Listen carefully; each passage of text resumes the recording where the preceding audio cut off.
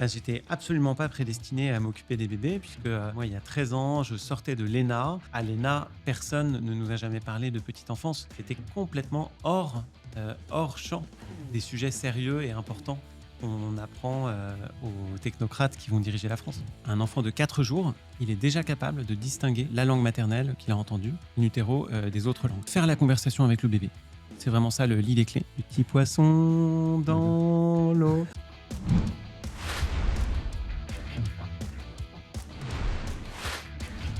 Aujourd'hui, dans la meilleure école du monde, je reçois Florent de Bonneman, le fondateur de l'association 1001 mots qui aide les parents à booster l'intelligence de leurs enfants dès la naissance. En effet, la science a prouvé que la petite enfance est une période cruciale au développement du cerveau, mais c'est une période sous-exploitée par les familles, par manque d'informations et de conseils. Florent va nous parler des bonnes habitudes que chacun peut créer chez soi pour favoriser la réussite scolaire future de son enfant. Car c'est dès la petite enfance qu'on peut former les cerveaux et les cœurs qui feront de l'école française la meilleure école du monde. Bonjour Florent, bienvenue. Bonjour Nicolas, merci beaucoup de m'accueillir. Alors, booster nos enfants dès l'âge de 3 mois, c'est ce que fait ton association 1001 mots. Explique-moi ça.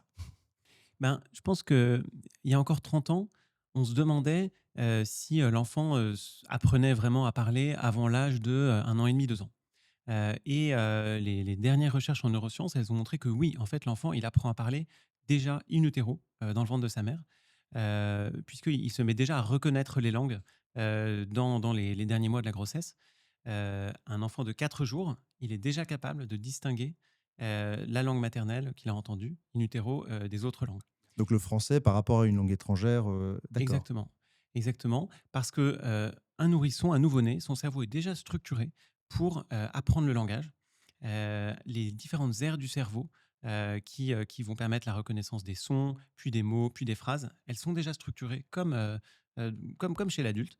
Et donc c'est un processus fascinant qui commence extrêmement tôt.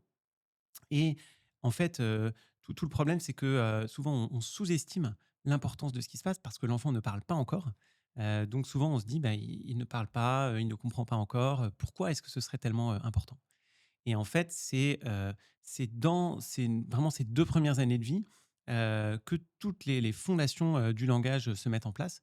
C'est ce que les chercheurs en neurosciences appellent, la période sensible, pour, l'apprentissage du langage. Et donc nous, notre idée, c'est que, il faut investir à fond sur cette période clé. Mais donc de 0 à 2 ans, c'est quoi finalement les méthodes pour développer ces fonctions de l'enfant qu'on ne voit pas encore? Mmh. Eh bien, je dirais que en une phrase, c'est faire la conversation avec le bébé. C'est vraiment ça le lit des clés. Et ça peut paraître, une évidence, pour beaucoup de parents, mais il y a aussi beaucoup d'autres parents pour qui c'est pas du tout une évidence. Je pense par exemple à beaucoup de papas, qui, sont mal à l'aise avec l'idée de parler avec un nourrisson de 3 mois, 6 mois. Ils beaucoup nous disent, «Je me sens un peu ridicule, j'aurais peur qu'on se moque de moi, à quoi ça sert, de parler avec un enfant qui me répond pas?» Et donc, tu vois, il y a un truc sur les papas et puis il y a aussi quelque chose sur, l'environnement, social et culturel. Heu, Parler avec son bébé, c'est une évidence dans beaucoup de familles, mais il y a beaucoup d'autres familles où c'est l'évidence inverse, où en fait, personne, ne fait ça. Donc il y a des bébés à qui on ne parle pas du tout finalement. Mmh. Ça compte si on parle en leur présence, mais sans leur parler à eux? C'est-à-dire s'ils entendent leurs parents converser ou des adultes Ouais. converser autour d'eux? Et ben, ça compte beaucoup moins, ouais, justement. Ça, Ouais. tu as raison de le souligner. Ces paroles entendues par hasard, elles sont beaucoup moins bénéfiques pour l'enfant. Et pour expliquer pourquoi, peut-être je peux reprendre, des concepts de Stanislas Dehaene, qui est donc un de nos meilleurs chercheurs en neurosciences. Il dit qu'il y a différents piliers pour l'apprentissage, en général, chez l'enfant, et c'est vrai pour le nourrisson aussi. Premier pilier, c'est capter l'attention. Mmh. Donc un 1 point clé, c'est, regarder l'enfant dans les yeux, se mettre à sa hauteur, et comme ça, il comprend que c'est à lui qu'on parle, il va être beaucoup plus en position d'apprentissage. Un deuxième pilier ensuite, c'est de capter, enfin pardon, de l'impliquer activement, et pour ça, un des moyens intéressants, c'est par exemple de, lui poser des questions. Et en fait, on peut déjà poser des questions à un bébé de 3 mois ou de 6 mois, et surtout, on peut, observer ses réponses, qui vont bien sûr être plutôt de l'ordre d'abord, d'un sourire, heu d'un babillement, ensuite, quand il aura, 7-8 mois, ensuite d'un geste quand il sera pointé. Mais il peut déjà y avoir un début de conversation, tu vois, où l'enfant est activement impliqué. Il comprend, à l'âge de 3 mois, il comprend qu'une question lui est posée, c'est-à-dire qu'il est inclus dans la conversation? Alors Au-delà même du regard? ouais, et alors il va le comprendre beaucoup par les expressions faciales. Ouais, Donc voilà, on va accentuer les mimiques par, l'intonation aussi. Ça, c'est très fort. Donc souvent avec les bébés, spontanément, on exagère les intonations, donc des voix plus aiguës et cetera. Donc ça aussi, ça va lui permettre de comprendre, qu'on s'adresse à lui, qu'on lui pose une question. Et puis un moyen pour ça aussi, c'est de lui laisser un temps de silence. Heu c'est un autre truc qui est pas forcément évident, tu vois? Imagine un papa, déjà, l'idée de parler à un nourrisson de 6 mois, ça lui semble bizarre. Alors, a fortiori, l'idée de laisser, 3 secondes de silence à la fin de sa question pour attendre qu'il se passe quelque chose chez l'enfant, ça peut paraître encore plus, malaisant. Mais en fait, c'est vachement important parce que, l'enfant comme ça, il va avoir le temps, avec son cerveau encore très lent, ben, déjà de comprendre en effet qu'on lui pose une question et puis de formuler une réponse. d'accord, donc il va comprendre qu'on lui pose une question. En revanche, son cerveau est encore, lent, donc il faut vraiment lui laisser le temps d'ingérer l'information et éventuellement d'y répondre. Exactement, ouais. D'accord. Alors attends, reprenons du coup parce que tu me dis, il faut, premier point, parler à son enfant à hauteur de son enfant. Donc Ouais. là, c'est un bébé, donc je m'allonge et je fais face à mon enfant. Enfin, comment ça marche? Et ben, effectivement, oui, s'il a 3 mois, il faudra donc plutôt se mettre au-dessus de lui, D'accord, le au-dessus de lui, regarder ça les yeux dans compte. les yeux. Ouais, tout à fait. OK. L'idée vraiment clé, c'est les yeux dans les yeux. Les yeux dans les yeux, Mmh, d'accord. Donc, je sais pas, je change sa couche, exactement. d'accord. Là, je regarde dans les yeux, Exactement. Et ce qui OK, est génial, c'est que, dans le quotidien d'un parent avec son bébé, ouais, il y a en fait beaucoup de petites séquences où de toute façon, on est les yeux dans les yeux. Tu parlais de changer la couche. De toute façon, ça va avoir lieu plusieurs fois par jour, et donc c'est un excellent moment, pour, parler avec lui, et essayer d'avoir un début de conversation. Et pareil d'accord. pendant le repas, ça va être aussi un moment qui revient tout le temps, qui est un moment parfait pour, converser avec son bébé. Oui, parce que le repas, pour le coup, le repas du nourrisson, du bébé, bon, il peut être en présence des autres, mais souvent, on est quand même focalisé sur lui. Donc il faut aussi le regarder dans les yeux et lui parler. Ouais. D'accord, Et là-dessus, OK. peut-être, un truc, assez fascinant que raconte, toujours Stanislas Dehaene. Il cite une expérience, avec des bébés de 18 mois, à peu près. On essaye de leur, justement, de leur donner une information, de leur apprendre un truc très simple. Et on fait 2 groupes. Il y a un groupe où, d'abord, on les regarde dans les yeux, vraiment bien, bien dans les yeux, comme je fais maintenant avec toi. Ouais, Et ensuite, on leur montre le truc, qu'on veut essayer de leur apprendre. Et on fait un autre groupe où on note juste la première étape. On les a pas du tout regardés dans les yeux, au départ, et puis, on leur montre le même truc mmh, et on voit une énorme différence. En fait, ceux qu'on a bien regardés dans les yeux au départ, ils ont vachement mieux retenu, le truc qu'on voulait qu'ils comprennent, parce qu'en fait, ils ont compris, il se passe quelque chose d'important, c'est le moment d'être bien attentif. donc capter l'attention. Voilà, Ils comprennent la notion voilà, d'attention quand on leur prête ouais. attention. Bienvenue dans la meilleure école du monde, le podcast qui explore les meilleures façons d'apprendre et d'enseigner. Je suis Nicolas Prinsen et je rencontre les professeurs, chercheurs, entrepreneurs, acteurs de l'enseignement qui maîtrisent les clés de la réussite scolaire et les secrets de l'intelligence. Objectif, trouver les idées et les pratiques qui marchent pour faire de notre école, l'école française, la meilleure école du monde. Et la voix des parents est plus forte que les autres voix ou pas? Hem, ou je pense qu'il y a en effet, il y a pas mal d'expériences là-dessus. Hem, Maintenant, j'ai l'impression que donc en tout cas, je crois que le nourrisson assez vite, il différencie, la voix de ses parents, des autres voix. Maintenant, je dirais que, le point clé pour tous ces mécanismes d'apprentissage, c'est d'avoir un adulte, comment dire? Avec qui l'enfant, se sent, en confiance, donc pas un adulte complètement, nouveau qui Mmh. débarque, mais un adulte où il y a une relation de voilà, de confiance, et cetera, et que ce soit le parent ou un autre. Ensuite, après, c'est les mêmes mécanismes. Si cet adulte, il s'adresse à l'enfant, il le regarde dans les yeux, il lui montre qu'il est là pour lui, et ben, c'est ça qui est décisif ensuite, quoi. C'est drôle parce que tu parlais des papas et alors plusieurs points sur les papas. Bon, déjà, Il y a 2 papas autour de la table. voilà, non mais surtout que ce soit papa ou maman, déjà parmi les débutants, s'imaginer qu'il faut regarder l'enfant dans les yeux tout en changeant la couche quand on n'a pas encore la technique de changer la couche, détente. Bien Voilà. sûr, hyper D'abord important. maîtriser la technique de changer la couche, et puis ensuite regarder dans les yeux. Mais c'est vrai que c'est un moment qu'on peut subir ou dont on peut profiter. Et donc là, tu Ouais, dis, en fait, c'est un moment qui peut être très structurant parce qu'en effet, si tu prends le pli de faire ça, c'est des dizaines et des dizaines d'interactions avec l'enfant que sinon tu n'as exactement, pas. exactement. D'accord, donc ça, c'est quand même intéressant. C'est Ouais, ouais. un bon pense. Il y a d'autres trucs comme ça, d'autres événements un peu marquants, le bain, les opportunités spéciales pour avoir vraiment capté l'intention de son enfant? En fait, bah, ce qui est magique, c'est que c'est des choses, des routines, qui en elles-mêmes ont rien d'extraordinaire. Hem, mais oui, c'est vrai, je pense que alors je pense que le bain, c'est peut-être un peu plus compliqué parce que Ouais. tu vas généralement avoir une différence de hauteur, mais bon, enfin, non, pour un nourrisson, en même temps, non. Pour un nourrisson, c'est que quand on Dans doit être à sa côté, petite baignoire là, ouais, tout à ouais, fait. ouais. Non, pour un nourrisson, c'est bien, ouais. En même temps, l'attention est captée par l'eau en général et la sensation qu'ils ont. Ouais, ouais, c'est Ouais, ça. ouais, ouais. Mais en tout cas, trouver des moments pour, vraiment Mmh. développer ce relationnel et donc le Ouais, ouais. langage. Et donc Et parler à son enfant, interpeller son ouais. enfant, lui poser des questions, lui laisser le temps de réagir. Et comme D'accord. tu dis, tu disais, c'est vrai qu'on peut être, un peu, débordé, enfin, par exemple, quand c'est son premier enfant, on apprend plein de trucs, c'est pas facile. Puis après, quand on en a plusieurs, bon, Faut bah, gérer les autres, ouais. voilà, donc mais je trouve ce qui est extraordinaire et je le dis aussi en tant que papa, c'est que ces moments utilitaires qui peuvent être, vraiment, pénibles, bah, ça peut être aussi des moments de complicité, d'échange, de jeu. Parce que, en fait, l'idée qu'on peut avoir une conversation avec un bébé de 6 mois, bah, c'est génial, c'est vachement plus marrant que juste, de changer la couche. Mmh. Et alors ça demande effectivement d'avoir quand même un petit peu de temps, un peu Oui. de d'attention. Donc si on est hyper timé, si on doit changer la couche en 2 minutes, ce qui peut arriver souvent, ça va être un peu plus dur. Mais si on a 5 minutes au lieu de 2, c'est pas non plus le bout du monde, et ben, en effet, on peut, être attentif aux réactions de l'enfant, qu'est-ce Ouais. qui l'intéresse, qu'est-ce qui l'amuse et ça peut être en fait très marrant. C'est marrant parce que tu parles des papas et quand tu as ton premier enfant, tu as tous les papas que tu connais qui partagent, des expériences avec toi.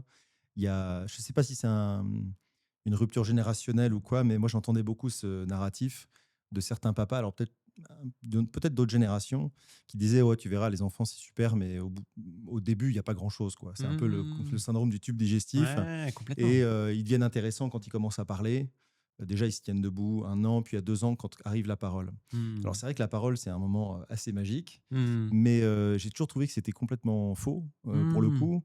Alors parfois peut-être moi je me disais, je projette un peu des réactions, je surinterprète peut-être parce que j'ai envie d'avoir Mmh. un retour Ouais. par rapport à ce que je donne ou ce que je regarde et ce que tu dis Mmh. que finalement, non, c'est pas juste une projection. Il y a peut-être une part de projection, mais il Ouais. y a déjà une activité forte. Ah ouais. Ils ont la capacité de reconnaître le visage, l'attention, la voix Mmh. et donc cette interaction non seulement elle est réelle, mais elle est utile et elle est constructive. Extrêmement, ouais. Ah ouais, et moi Et j'ai adoré moi cette période-là, franchement. ouais. Ouais. Bah, moi aussi. Alors moi ça me donne envie de raconter 2 souvenirs hyper forts en tant que papa avec ma fille aînée. D'abord, c'est le premier sourire. Je me souviens très bien. Je rentrais du boulot, elle devait avoir, ouais, quelques semaines, et voilà, le premier sourire, c'est d'un bébé, je trouve c'est extraordinaire, quoi. Pour Et toi, qu'elle pour t'a moi, reconnu? oui. Oui. Bah, mais voilà, mais donc effectivement, c'était très valorisant du coup, mais Oui, non, bien sûr, bien sûr, bien sûr. je pense que ma femme disait, «C'est facile, tu rentres du boulot et elle te fait un sourire, alors que tu as rien fait de la journée», mais mais bon, hyper marquant, je trouve. Ouais. Et puis après, il y en a beaucoup d'autres, des sourires. Et puis l'autre moment, c'est, le 1er, babillage, parce que le bébé, au début, il va plutôt, vocaliser, gazouiller, faire des areux. Mmh. Et puis, il y a un moment où il va, commencer à faire, ba, ba, ba. Oui. Et alors moi, c'est vrai que j'étais déjà, depuis quelques années à fond dans Mille et un mots, donc je pense que j'étais très curieux et Ouais. attentif à ça. Mais voilà, elle avait, je pense, 7 mois. Je me souviendrai toujours de ce moment, à la fin de la sieste où pour la première fois, elle m'a regardé dans les yeux et elle m'a dit: «Ta, ta, ta». Et elle était, enchantée. Moi, j'étais, enchanté aussi, quoi. C'était un stade de développement du langage, Voilà, tu veux dire? c'est ça, parce que c'est ce qu'on appelle le babillage, donc c'est l'étape d'après les gazouillis. C'est D'accord. vraiment de faire des syllabes, voilà, ta, ta, ta, da, da, da, et c'est une étape très importante, vers les premiers mots qui vont plutôt arriver, eux, vers, 12 mois, tu vois? Et L'habillage, ça arrive à peu près, c'est quelle autour de période? entre 5 et 7 mois à peu près, hein, en moyenne, D'accord. voilà, à peu près. Et ça Et aussi, du coup, après, c'est magique parce que c'est déjà beaucoup plus structuré. Enfin, tu vois, si tu es attentif à ça, c'est hyper intéressant, quoi. d'accord, Et l'enfant peut te et répondre en babillant. il te répond en babillant, oui, C'est ça. il passe un stade dans le développement du langage. Ouais. Hem on lui parle comment? Tu disais, évidemment, on va parler naturellement, spontanément, plus lentement, peut-être avec plus d'emphase. Oui. On lui parle le langage bébé ou on lui parle un langage normal? Non, l'idée, c'est on lui parle plutôt un langage normal. D'accord. En Il faut pas faire le après, comme on fait avec les chiens parfois. Non, je parfois on pense peut pas se contrôler, d'accord, mais voilà, chacun concrètement. l'important c'est aussi d'être à l'aise, tu vois? De faire des choses qu'on a envie de faire. Je pense que c'est hyper important en tant que parent. Mais oui, la recommandation, plus, technique, c'est on va dire, de lui parler comme à une personne normale. Donc, de faire des phrases. Alors, quand même plutôt des phrases courtes, des choses plutôt simples pour commencer. Mais effectivement, pas de dire, je sais pas quoi, enfin, pas de parler bébé, effectivement. Pas de C'est parler bébé, d'accord. ouais. Ça c'est pas très utile du coup. Ben, parce qu'en fait, on en vient toujours à ce truc que l'enfant, le bébé, il comprend déjà énormément de choses, alors même qu'il ne dit rien. Et donc d'entendre, du vrai langage, c'est hyper important pour lui. Un truc marquant là-dessus, c'est que, heu, en fait, les bébés à la naissance, ils sont câblés pour apprendre, n'importe quelle langue, existant dans le monde.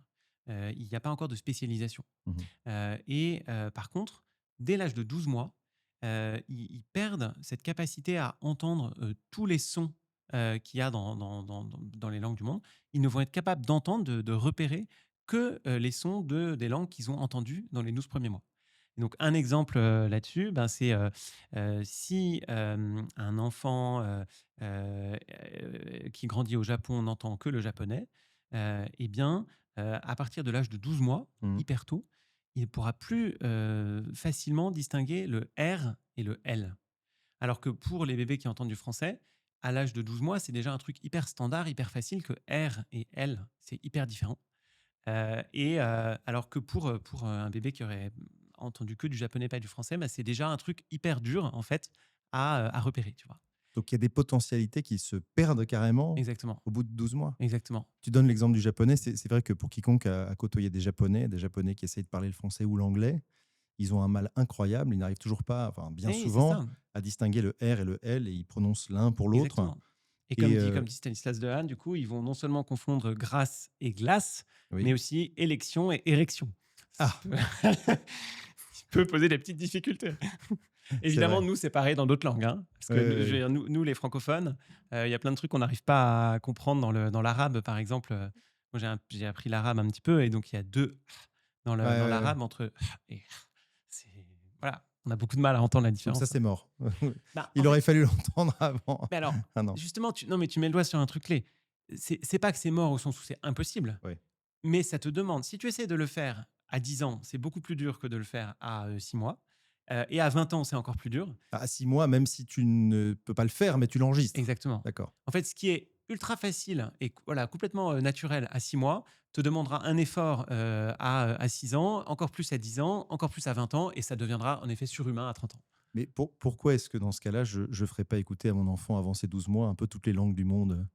Excellente question, Non, mais non mais alors justement, parce que je te parlais pour des piliers maximiser de son ouais. potentiel, quoi. Non mais alors c'est parfait. Tu vois, la transition avec les autres piliers de l'apprentissage, tu vois? Je te parlais de l'attention, mais Mmh. aussi ensuite de l'implication active. Donc si il écoute juste une bande son, et Oui. ben, il y a très peu de chances en fait, qu'il soit vraiment attentif, mais en tout cas, il va pas être activement impliqué. Et même on pourrait dire, pourquoi pas lui montrer une vidéo, avec, en effet, du japonais si je veux qu'il apprenne japonais. Donc la vidéo, il y a des chances qu'il soit attentif, mais très peu de chances qu'il soit activement impliqué. Et le troisième pilier, c'est peut-être le plus important, c'est d'avoir, du retour sur erreur. Alors ça va être aussi, un peu après, mais il va faire des tentatives Mmh. et on va le guider en lui disant, donc par exemple, quand il va dire ses premiers mots, voilà, il voudra dire, lapin, il va dire, apin et Mmh. on va lui dire: «Oui, tu me montres le lapin» et donc D'accord. là, il va être guidé, voilà, par un processus d'essai-erreur Ouais. qui est, central dans l'apprentissage. Pour le dernier mètre, il y a toujours une erreur à corriger, à Ouais. rectifier. Mais d'accord. En tout cas, ce que je tire d'un point de vue pratique, c'est que donc il y a des gestes qui peuvent paraître spontanés, intuitifs, ou des moments qu'il faut utiliser pour échanger avec son enfant, par exemple changer la couche ou le bain et autres. Deuxièmement, ce que je me dis, c'est que, sur ces 2 premières années, on n'est pas toujours la seule personne à s'occuper de l'enfant. Alors il y a les parents évidemment, mais il peut y avoir aussi, je sais pas, les grands-parents, la Mmh. nanny dans certains cas, Ouais. à la crèche.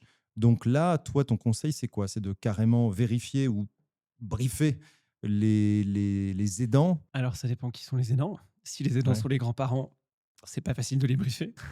Ah, mais c'est les plus enclins à le faire quand même. Oui, peut-être. Ah, tu vas pas m'apprendre à changer une couche? Bah Ouais, si, voilà. peut-être justement.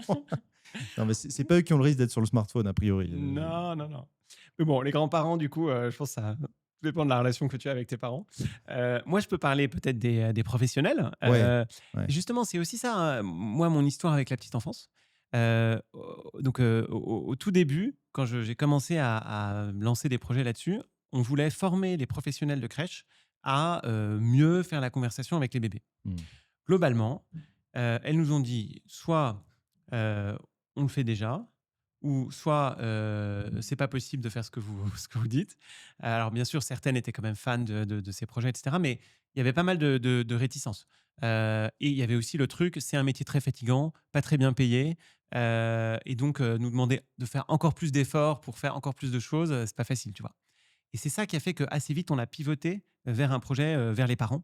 Mmh. Parce que globalement, les professionnels de crèche les plus motivés nous disaient: «OK, on va faire une formation, mais ce sera, dans 6 mois». Alors que les parents nous disaient: «Bah, génial ce que vous me proposez, j'essaye ce soir». D'accord. Et bon voilà, donc ça répond peut-être pas complètement à ta question, mais Si, enfin, en tout cas, c'est pas évident de forcer des professionnels, enfin ou de, tu vois, de trouver le moyen de faire que des professionnels changent vraiment leur pratique. ouais. Heu, Mais tu me dis qu'il y en a qui le font déjà évidemment, qui sont vraiment particulièrement, impliqués, qui comprennent peut-être la mmh, valeur de ces choses-là mmh, et puis d'autres peut-être qui considèrent que le changement de couche, c'est un moment un peu mécanique, alors que c'est un moment où on traite un enfant de manière mmh. tout à fait individualisée, Ouais, ouais. mais que c'est peut-être leur moment de récupération par rapport à tout le reste, quoi. C'est ça? En tout cas, c'est des métiers difficiles, hein, Ouais. c'est sûr, fatigants et malheureusement, pas très bien payés, pas très valorisés en France, quoi. Donc disons que c'est un vrai défi de voir, comment faire dans ce contexte-là pour, augmenter la qualité des pratiques pédagogiques, des professionnels, quoi. D'accord, Un OK. super défi, bien sûr, hein, mais Alors, donc, il y a ces moments de la vie quotidienne, ça, où il faut développer la conversation, poser des questions, capter l'attention avec le regard. C'est quoi les autres moyens? Tu as amené des livres, ouais, ça, dès la naissance, enfin, la lecture de livres à ses enfants, c'est un truc assez dès la intuitif dans plein de naissance. fa Ouais. Dès la naissance? Non, mais je dis ça, Vas-y, mais explique, c'est ouais. possible et c'est super, ouais. Alors, en fait, l'enfant, il a cette, capacité à voir et à s'intéresser à des choses, très, très tôt. Alors, par exemple, dès les premières semaines, il voit pas très bien les couleurs, il a encore une vision qui est imparfaite. Donc là, il y a certains types de livres, alors là, j'en ai pas, mais en noir et blanc, avec des formes particulièrement adaptées pour, les tout petits, Oui. notamment d'une auteure qui s'appelle Tana, Hoban. Mmh. Heu, donc oui, vraiment dès les premiers jours, un enfant, il peut s'intéresser à ça, un nourrisson.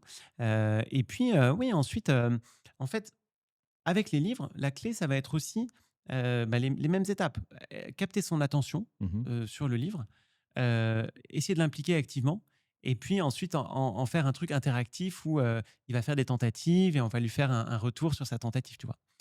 Alors si et je peux, voilà, te Vas-y, vas-y, raconter plein de vas-y. choses, le truc sur l'attention, vraiment, c'est capital. Hem, alors, donc on va et alors pour expliquer ça, j'ai apporté un Ah! personnage clé dans ce donc sur l'attention du bébé, c'est un vaste sujet D'accord, parce donc que ceux qui nous écoutent en audio, donc Florent a sorti un poupon non pas un vrai bébé, un poupon, voilà, une poupée. On fait pas ça avec des êtres humains, non, quand même. mais qu'il tient devant lui. Alors vas-y, tu me fais une démo? Eh ben, tout à fait. Donc, je te disais cette histoire d'attention, l'attention du bébé, pas facile de l'avoir. Ouais. Hem, alors déjà, une première chose, donc imaginons que, je veux lui montrer ce super livre, qui va dans le bain, par Oui, exemple, bien sûr. et qui est aussi qui est incassable, voilà, à toute épreuve. Et donc voilà, moi j'ai envie de lui dire: «Ah regarde l'éléphant» et en fait, non, mon bébé alors qui, on va dire qu'il se tient assis, lui ce qu'il veut c'est regarder le verre qui est là. D'accord. Alors déjà, une première chose c'est que en gros ce qui marche le mieux en général, c'est si tu observes ce qui intéresse ton enfant et si, tu rebondis là-dessus. Donc déjà, première stratégie, c'est, OK, je voulais l'intéresser au livre, mais en fait, maintenant, ce qu'il veut, c'est toucher ce verre. Mmh. Eh ben, fine, on va parler du verre.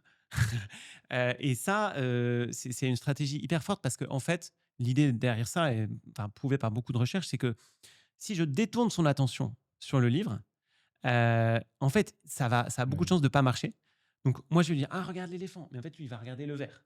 Donc il sera pas attentif, donc Mmh. pas beaucoup d'intérêt. Donc du coup, on peut parler du verre. «Ah oui, c'est un verre en carton, tu as vu, il y a de l'eau dedans, voilà. Ah, tu le touches, ah oui, c'est dur», tu vois? Donc première approche, et ça, c'est vrai que c'est quand même, assez riche parce qu'en fait, ça demande, bah, il faut se mettre, il faut se rendre disponible, Ouais. et accepter de s'intéresser aux trucs qui intéressent le bébé, qui sont pas forcément les trucs qui vont intéresser Donc là, le tu parent. balances pas le verre? Non, c'est Non, tu le ça. gardes, Je d'accord, OK. Première stratégie. Après, je vais te dire comment essayer vraiment de l'intéresser au livre, mais je pense que c'est quand même vachement important et nous, dans notre association, on encourage beaucoup les parents à, justement observer les intérêts de l'enfant et rebondir dessus, et Mmh. ça a même un test, enfin le terme, scientifique derrière ça, c'est contingent talk. Donc c'est, un langage contingent à ce qui intéresse l'enfant maintenant, c'est-à-dire, voilà, vraiment adapté à ses intérêts. Mmh. Donc 1 truc. Mais après, tu vas peut-être me dire: «OK, mais moi, les verres, les bouchons et les poussières sur le tapis, moi, en tant que parent, ça je vais pas non plus y Ça passer des m'intéresse heures». pas, oui. Voilà, et c'est vrai, enfin, moi, c'est mon cas aussi. Donc on aurait vraiment envie de parler d'un truc, quand même un petit peu plus, riche, avec ce bébé, et donc là, on va prendre un autre livre. C'est ce magnifique livre sonore, donc Mmh. sur, les animaux de la ferme. Un petit chef-d'œuvre chez Gallimard Jeunesse, et donc là, on a quand même un nouvel atout pour capter l'attention de l'enfant, c'est que, on peut, donc appuyer sur un bouton et on va voir ça, et donc là, normalement, déjà avec un bruit comme ça, le bruit du cochon, l'enfant, il y a des chances qu'il soit intéressé et il se met à regarder le livre et tout ça, et donc là, on peut retrouver aussi le même truc que je te disais à partir de son intérêt. Mmh. C'est-à-dire que, heu, beaucoup de parents, ils vont se dire: «Bon, bah, là, j'ai un livre, bon, ça, c'est du sérieux, c'est intéressant, on va le lire comme un livre». Donc on va commencer par le début, on va lire toutes les pages. Mais l'enfant, le plus souvent, en fait, il va tourner très vite toutes les pages et mettons, on ne sait pas pourquoi, il va s'arrêter sur cette page avec le mouton, et donc là, ben, on peut appliquer la même stratégie. OK, il regarde le mouton, donc on va s'arrêter ensemble sur cette page. Mmh. Et donc et puis, voilà, donc et là, on pourra aussi, du coup, essayer de l'impliquer activement. Donc par exemple, tu vois, s'il est petit, mais il est déjà capable de pointer du doigt, on pourra lui dire, «Ah mais, est-ce que tu vois le mouton? Tu peux me le montrer?» Et voilà, et peut-être que là, il va montrer, la libellule. Ouais, enfin ça, ça, c'est à partir de 1 an et demi quand même, ou Alors 2 le ans? pointage, non, le pointage, ça va être plutôt vers, 10-12 mois déjà. Avec la reconnaissance de la forme ou de l'animal? Ouais, c'est-à-dire D'accord, que, en fait, un enfant de 12 mois, ouais, généralement, il sait déjà donc montrer du doigt, et il comprend déjà 80 mots. d'accord, Donc en fait, si je lui dis, justement, et c'est un moyen de vérifier ce qu'il comprend. Je peux lui d'accord, dire, «Est-ce que tu peux me montrer le mouton?» Et là, il me montre la libellule. Je lui dis: «Ah, tu me montres la libellule? d'accord, Mais regarde, le mouton est là». OK, d'accord. Mais ce que tu dis aussi, c'est que visiblement, il y a une première phase, c'est quand même celle, j'allais dire, de l'acculturation à l'objet. Oui, C'est-à-dire, comprendre ce que c'est que cet objet, tout à fait. le manipuler pour comprendre qu'il y a en fait ce qu'on appelle des pages, là, qui Ouais, sont cartonnées, comprendre qu'il peut faire du bruit. ouais, En fait, la valeur du bruit, avant même de dire que c'est un cochon, c'est attirer l'attention, c'est ce que tu ouais, dis? tout à D'accord. fait. Et donc il y a un premier niveau, et ça commence tout jeune, si je Ouais, comprends bien. Moi, je tout me à fait. souviens des livres qu'on mettait dans le bain pour mes enfants, en effet. Ouais. C'est la première étape de la manipulation du truc, et ça associe le livre à un moment qu'ils adorent, qui est le moment du bain. Et donc là, ils Mmh. le prennent, voilà, Le ils regardent malaxe, les images. Avant même de regarder le contenu, ils carrément, s'intéressent au contenant. carrément. Et ils se Mmh. familiarisent avec lui, ça devient un objet du quotidien et pas un objet étranger. Carrément, et il va aussi le mettre dans la bouche, par exemple. Ce livre, Ah il est oui, fait pour être mis dans la bouche, ouais. et c'est aussi un moyen de se familiariser, de s'approprier, ouais. Ah oui, parce que le rapport au monde de l'enfant, c'est aussi je mets tout dans la bouche pour tester. Carrément, D'accord, ok. et donc tu as 1000 fois raison, le toucher, c'est hyper important. Ouais. Ouais. Ça, il y en a beaucoup des familles qui ont des bouquins comme ça dans le bain? Moi, je pense que c'est pas assez, enfin, ça pourrait être 1000 fois plus connu, Ouais, non, je pense qu'il y a énormément de familles qui ne savent même pas que que ça ça existe. existe, Ouais, des livres de qualité pour le bain.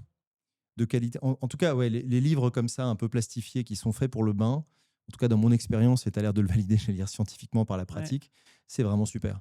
Ouais, Et il en faut un ou deux. Enfin, tout à fait. parce que finalement, le contenu, ils mettent du temps à y arriver, quoi. Oui, oui, Et oui. c'est pas d'accord. Mais celui-là, Génial. par ailleurs, tu vois, c'est un livre en plastique, donc on pourrait se dire: «C'est un peu cheap et tout», mais en fait, c'est une Ouais. vraie œuvre aussi. Il est à l'École des loisirs, donc il y a un Mmh. des meilleurs éditeurs Très bons jeunesse éditeurs. et le texte, il est assez poétique, en fait. Il y a déjà des rimes, il y a une petite histoire, c'est l'histoire d'un éléphant et d'un crocodile, donc en Ça fait, coûte combien un livre comme ça, tu sais ou pas? hem, Ça doit être quoi, 6 euros? moins de 10 €, hein, Moins de 10 ça, euros. c'est ouais, donc Mais c'est très solide, ça dure pour toujours, ces trucs-là. C'est un bon investissement, ouais, ouais, franchement. ouais, franchement, pour toujours, je sais pas, mais quand même, ça durera, pas mal d'années, Non, ouais, mais tout à fait. d'enfant à Ouais, enfant, je veux dire, ouais, c'est c'est pas un ça. truc, Ouais, ouais. les feuilles s'arrachent pas aussi facilement Non, que c'est plutôt incassable, ouais, un cassable. complètement. Parce que ceux-là, ils sont incroyables, Mmh, plus fragiles. tout à fait, c'est L'enfant va clair, les triturer, et cetera. C'est c'est pas du clair. plastique, c'est quand même du Non, tu as carton. raison, Et puis la batterie va s'user. c'est clair. Donc là, on est plutôt sur du Heu, 3 mois, en effet, selon le niveau d'accord. d'énergie de l'enfant. Mais là, des années, c'est clair. Mmh. OK. Et donc, toi, tu dis, il faut donc acculturer l'enfant, l'acclimater, l'habituer à la présence du livre en tant Ouais, qu'objet, ouais. l'avoir autour de lui. Et deuxièmement, finalement, lui lire aussi, donc c'est un exercice séparé, lui lire des livres très courts dès la naissance. Ben, moi, je dirais plutôt, Très oui. contre-intuitif. Ouais, ouais, tu as raison, tu as raison. Mais alors, vraiment, c'est regarder des livres avec lui dès la naissance, carrément. D'accord. Mais après, le but, c'est que les parents trouvent ça sympa, agréable, c'est que ça devienne une habitude, amusante, quoi. Ouais, Pas, mais au juste un début, tu as devoir. l'impression de prêcher un peu dans le vide quand même, si tu lis un Ouais, livre. bien sûr. Je pense que c'est là où justement observer les réactions du bébé, ça va beaucoup aider. Parce que ne serait-ce que par exemple voir son regard, Ouais. qu'est-ce qu'il regarde sur la page, et ensuite voir quand est-ce qu'il sourit, quand est-ce qu'il gazouille, tu vois, quand est-ce qu'il vocalise. Alors attends, tu vas reprendre ton bébé, Oui, tu vas m'expliquer un truc. ouais, Donc, j'ai un bébé, admettons, de 3 mois ou de ouais, 6 mois. Il faut qu'il me regarde moi ou qu'il regarde le livre que je suis en train de lui voilà, lire. tout à fait. En Vas-y, fait, fais-moi la mise en eh scène, ben, s'il te plaît. il faut l'attention conjointe, c'est-à-dire que donc le mieux, c'est Ouais, que tu puisses, en effet, il va regarder le livre, mais que toi, tu puisses voir son regard. Et donc d'accord. concrètement, ça veut dire qu'effectivement, c'est mieux que de ne pas être comme ça. Donc si le bébé, il est dos à toi, il va regarder le livre, mais toi, tu peux pas avoir son regard. Mmh. Donc le mieux, c'est qu'en effet, il soit plutôt sur le côté. D'accord. Comme ça, tu peux lui montrer, l'éléphant, et tu vois ou mettons une autre page, voilà et tu vois s'il regarde l'éléphant ou le crocodile. Et voilà et puis D'accord. après enfin, ensuite, quand il pourra pointer du doigt, bon, bah, même s'il est de dos, il pourra te montrer, ce qui l'intéresse, et encore plus tard, voilà, il pourra te dire ce qui l'intéresse de plein d'autres façons. Mmh. D'accord. Non, c'est rigolo parce que à mesure que tu montres ça, j'ai une pensée. Je pense à toutes les mamans qui seront peut-être en train de nous écouter et qui se disent: «Mais ces gars disent des trucs tellement évidents». On a l'impression que c'est les papas qui découvrent les trucs de base.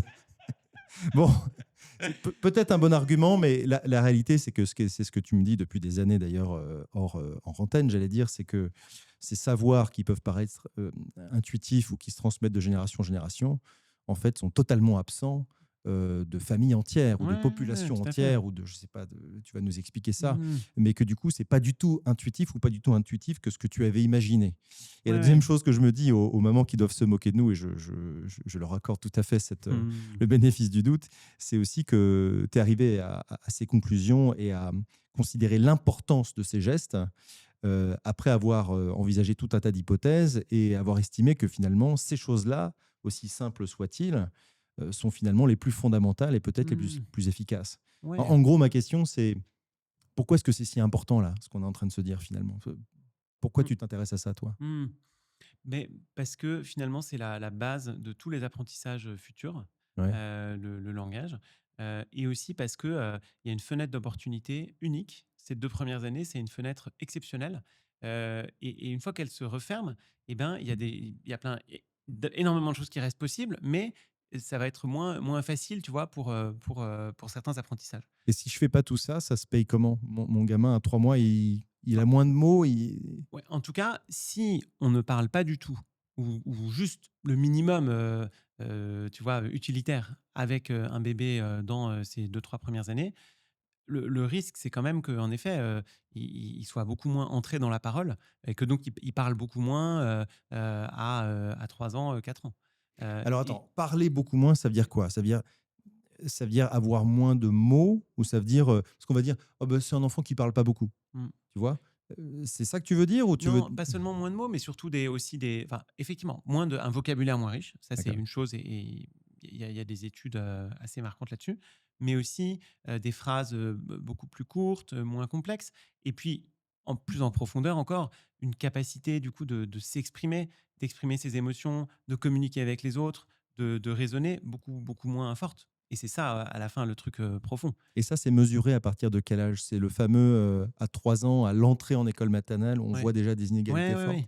Ouais, ouais, tout à fait. Donc, il y a une étude très célèbre, qui m'a pas mal inspiré, qui est une étude américaine, qui s'appelle The Early Catastrophe, qui montre que, si La tu catastrophe, précoce, voilà, précoce, ouais, ouais. que donc, si tu compares des enfants de familles très aisées avec des enfants de familles très défavorisées, eh bien, en moyenne, les plus aisés, ils vont maîtriser 1000 mots, de vocabulaire, à 3 ans, au sens de, ils savent dire ces mots, ils savent les utiliser, versus 500 mots, pour, les enfants, les moins favorisés et l'étude a marqué parce qu'elle montrait que c'était lié avec d'énormes différences dans la façon de parler au bébé, en quantité, mais aussi surtout en qualité.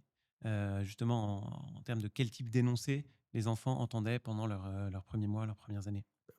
Par exemple, concrètement? Parce que j'allais te dire, c'est pas un sujet d'argent, Non? c'est plutôt un sujet de quoi? De culture, Oui, alors, ça peut être un sujet quand même de disponibilité mentale, pour l'enfant. C'est-à-dire que si tu es, un parent avec une vie extrêmement stressante, extrêmement contrainte, tu as pas d'aide parce que tu es isolé, tu as un job, très fatigant et dur et cetera, donc tu peux être moins disponible pour ton enfant, tu vois? Donc ça peut être un aspect. Mais sinon, oui, beaucoup un sujet de culture en fait, tu vas beaucoup reproduire peut-être ce qu'ont fait tes parents, ce qu'on t'a transmis ou ce que tu ouais. vois aussi autour de toi. Et tu me demandais un exemple concret. Dans cette étude, marquante, ils ont fait beaucoup d'observations au domicile des familles et ce qu'ils voient, c'est que les familles qui ont le moins de ressources, en moyenne, il y a beaucoup plus, d'énoncés du type, «Viens», «Non», tu vois? «Pas ça», «Arrête», tu vois? Donc des interdictions ou des injonctions Mmh. et très peu, d'encouragement, de phrases positives, du type, «Ah, bravo, je sais pas quoi, bravo, tu as mis» enfin bon, tu vois, je sais pas, j'ai pas d'exemple, mais on D'accord, peut féliciter l'enfant pour plein de choses, ouais. De pou façon de valoriser l'enfant. voilà, exactement, OK. ou et beaucoup moins aussi de questions, De questions voilà et et des phrases plus brèves peut-être, du vocabulaire peut-être moins bah, riche? alors là, je crois que enfin, Parce que moi je connais oui, personne qui parle un vocabulaire extrêmement, châtié à son non, bien enfant à sûr. l'âge de 6 mois, quoi. Non, non, bien sûr, non, tout à fait. Mais non, là, c'était surtout une histoire vraiment de structure d'énoncé, parce que en fait, pour, tous les parents qui élèvent des enfants, ils ont besoin d'énoncés du type: «Non, arrête, viens». Oui. Évidemment, moi, je dis ça, 100 fois par jour à mes enfants, mais j'essaie de leur dire aussi, d'autres trucs, Ou de leur heu expliquer pourquoi peut-être? oui, voilà, exactement, et puis, «Viens ici pour que nous allions, dîner ensemble», des choses comme ça? exactement et puis, aussi, de les encourager, dire: «Ah, bah, merci, tu as porté le sac, super, bravo», ou bien, oui, de leur poser des questions, de leur proposer des choix, «Est-ce que tu veux, je sais pas quoi, le grand verre ou le petit verre? Est-ce que tu veux boire, de l'eau, ou du lait?» Tu D'accord. vois? Et poser des questions, ça va permettre à la fois de capter l'attention de l'enfant, mais aussi de l'impliquer activement, et donc de le mettre dans une position de découverte, de curiosité et d'apprentissage. D'accord.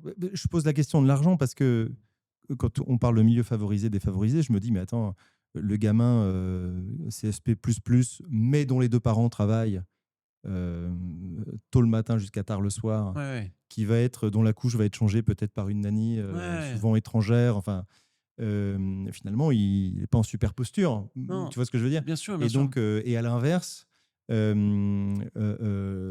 y a aucune fatalité à ce qu'un enfant de classe populaire, ait accès à ça, pour peu qu'il ait les bonnes Ouais, méthodes, bien sûr. parce qu'on leur change la couche le même nombre de Ouais, fois, quel que soit l'enfant, et les opportunités de parler sont ouais. les mêmes. Alors, il y a la question de la langue, évidemment, pour des populations étrangères ou immigrées, mais à langue égale. Alors, il y Ouais, a peut-être une petite variante de vocabulaire, on peut toujours en parler, mais ouais, j'ai ouais, l'impression que la solution que tu proposes, elle peut vraiment, vraiment valoir partout, pour peu qu'on le sache, que, bien en sûr. fait, qu'on peut parler à un enfant et qu'on doit parler à un bébé, Mmh, comme si c'était déjà un individu qui comprenait tout, ouais, lui poser des questions, même s'il ne va pas y avoir de réponse structurée, jouer le jeu à fond de parler à un individu déjà constitué, ouais, quoi. ouais. C'est ça.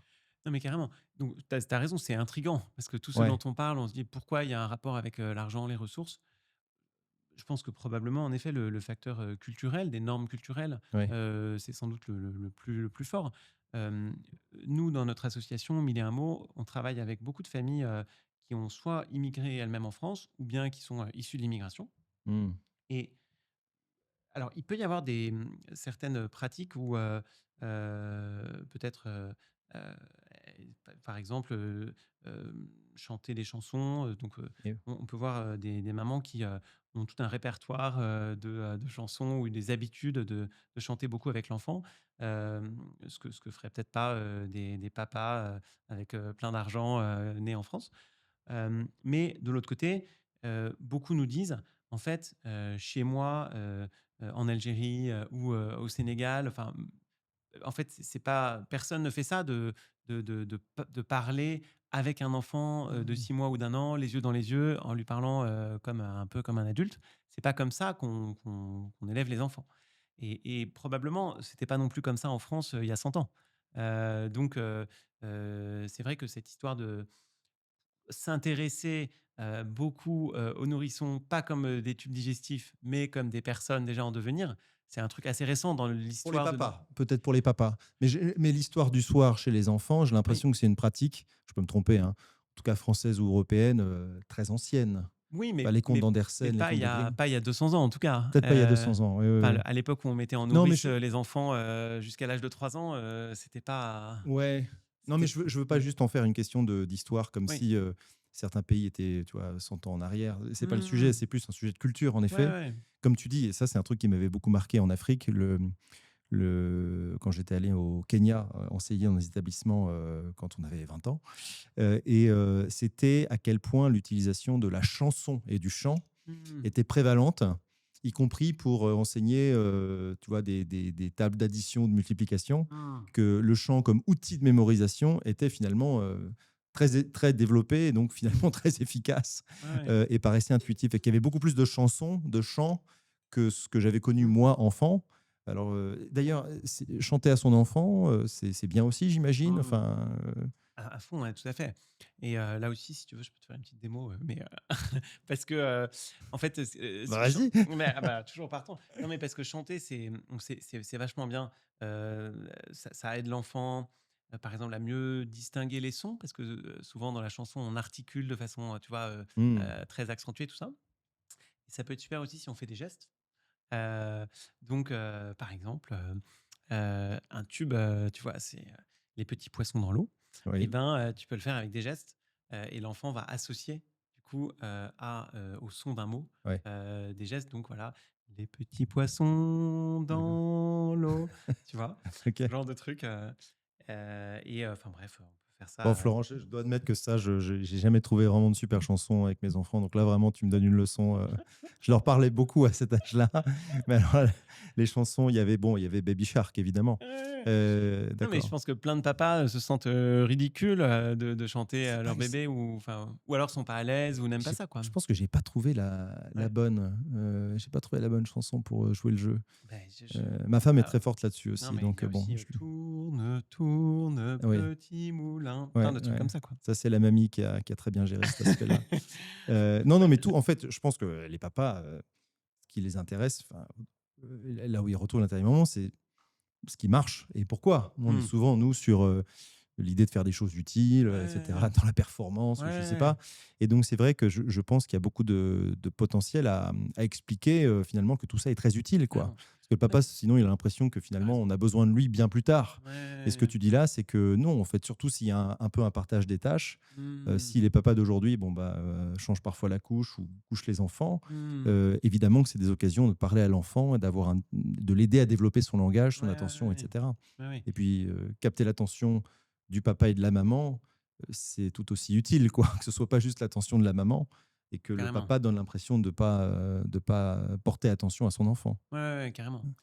D'accord. Mmh.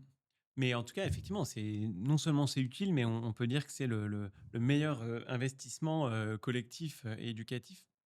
Et ça, c'est une autre chose que je peux te raconter, c'est cette courbe de Ekman. Ekman, c'est un prix Nobel d'économie. Donc tu disais, on veut des trucs utiles, Mmh. des résultats, un prix Nobel d'économie, c'est du sérieux. Et donc lui, son hypothèse, c'est que, il dit le rendement des investissements éducatifs, il est maximal à la naissance. Et après, il ne va faire que décroître. Mmh. Et une des explications derrière ça, c'est ce qu'on disait sur le développement du cerveau qui a le maximum de plasticité, en fait, le maximum de capacité d'apprentissage très très tôt. Tout à fait. Et ensuite, cette plasticité ne fait que décroître. Mmh.